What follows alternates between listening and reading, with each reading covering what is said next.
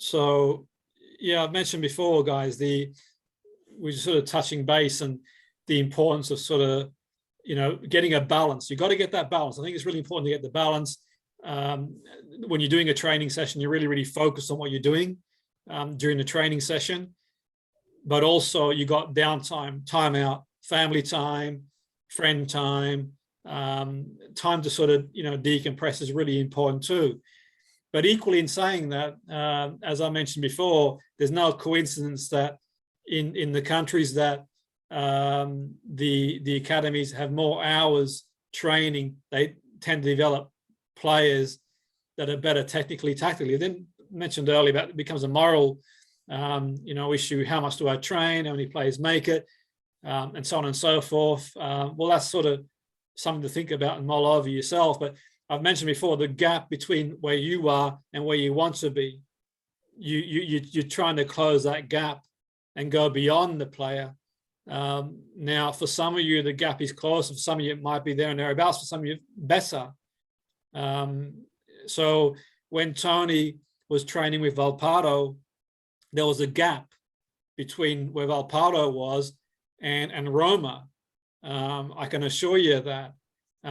So what he had to do was to close the gap. And he did that effectively, because when he wouldn't have got taken on, because they don't take players on if they're not good enough, not at a big club like that. They don't get, they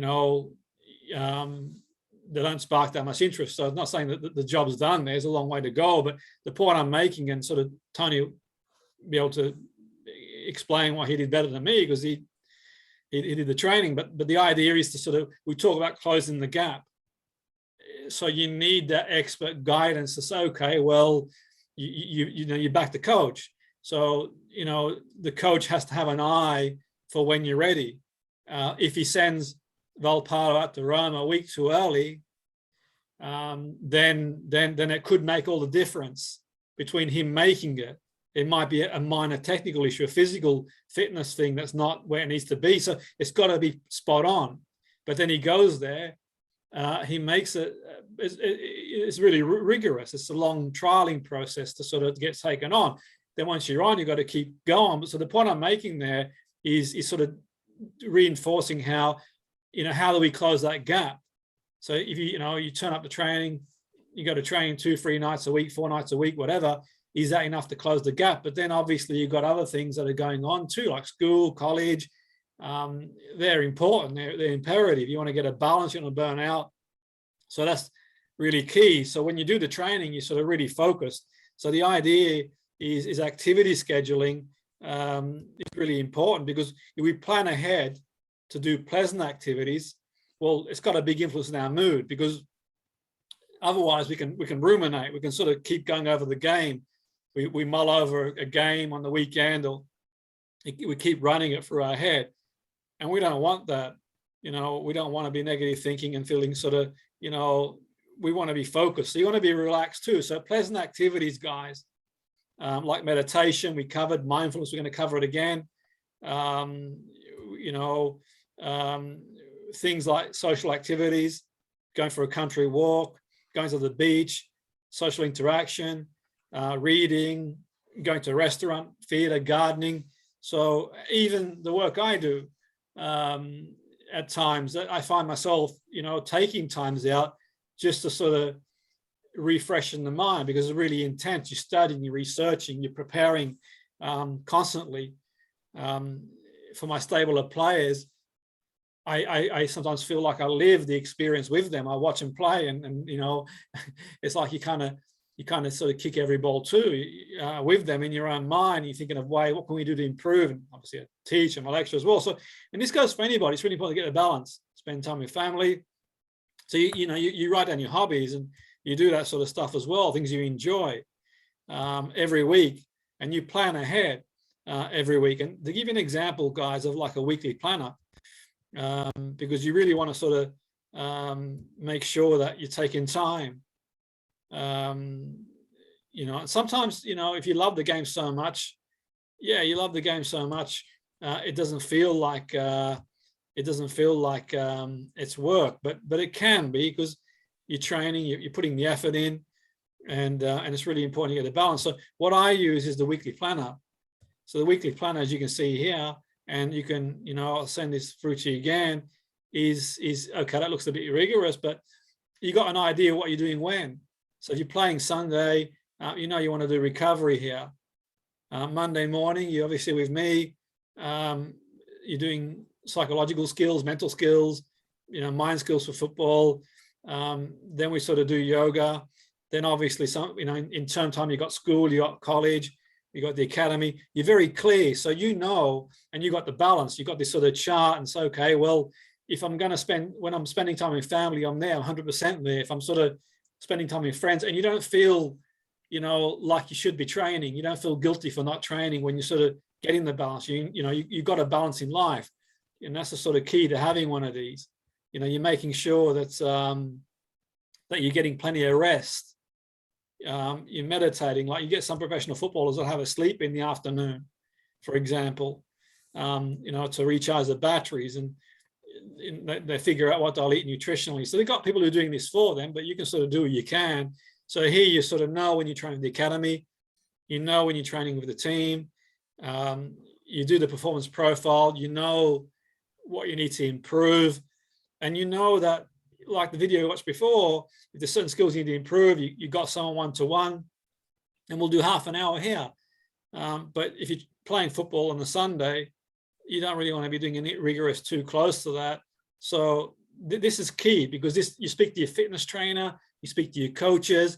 It's all about bridging the gap, because if the player is where you want to be, and you want to be there, you're going to more than likely have to work extra to what they're doing, because all things being equal, if on a Saturday afternoon he or she's sitting in a dressing room and sort of is where you want to play, if they're sort of training so much, you look at their training schedule and yours, okay, you might have the talent, you might not need to do the same amount of training. Physically, you might have the genetic, you might not do the same, but the point being is that, okay, for the most part, if they are there, you need to sort of find a way to bridge that gap. So you've got to think, okay, they're doing this, they got these players around them. What do I do? Is what I'm doing going to take me where I want to go to fulfill my potential?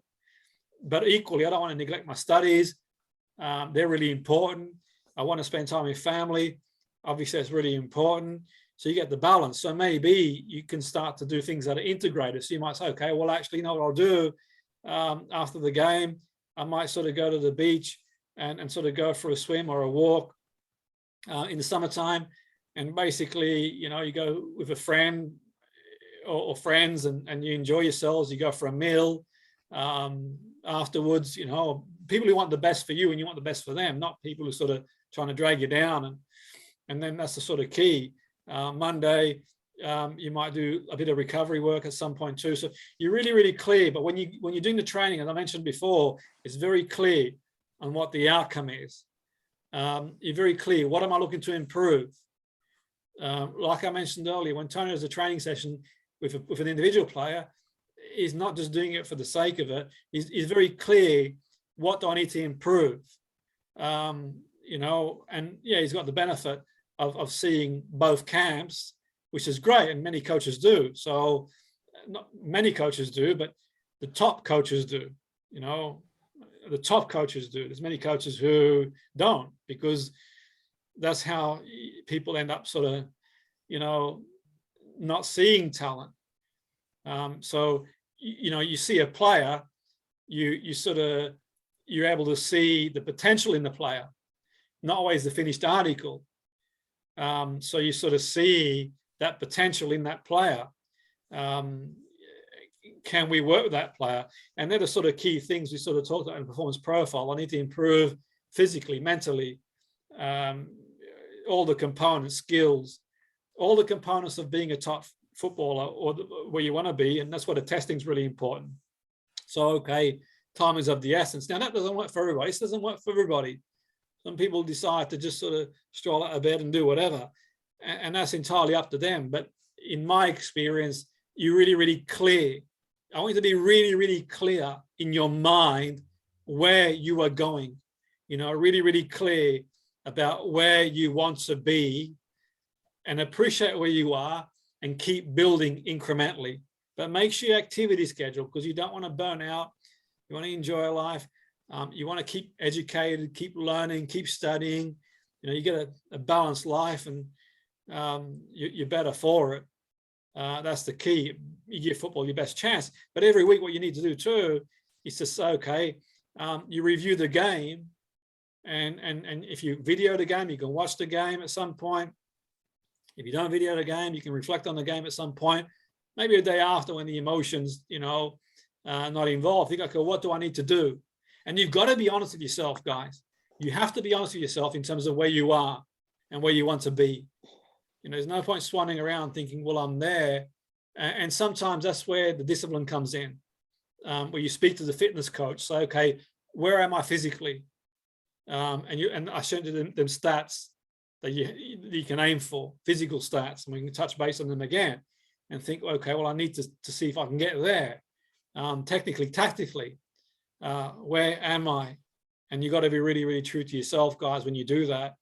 But this has really helped you a lot. I'll sort of take some questions, we'll sort of touch base, and we'll sort of do the yoga shortly and go from there.